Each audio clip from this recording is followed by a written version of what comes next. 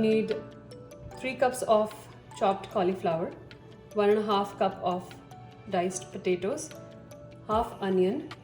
We'll need 1 teaspoon of turmeric, 1 teaspoon of coriander powder, 1 teaspoon of salt, 1 teaspoon of cumin, 1 teaspoon of garam masala, 1 teaspoon of red chili powder, 2 tablespoons of oil, 1 clove of garlic and some ginger.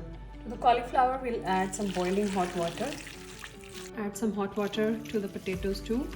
To start, we'll add oil.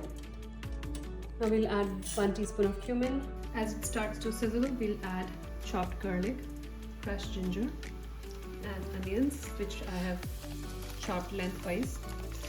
Give it a mix a little bit. We'll add coriander powder, salt. So we will add turmeric, red chili powder. Give it a mix again. At this point, we will add the potatoes that we have soaked in water. So now we'll add the cauliflower. We'll mix it nicely and then cover it.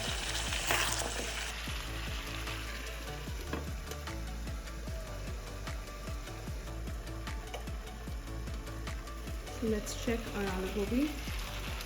It's ready. Serve it with chapati or paratha. Add some garam masala before you serve.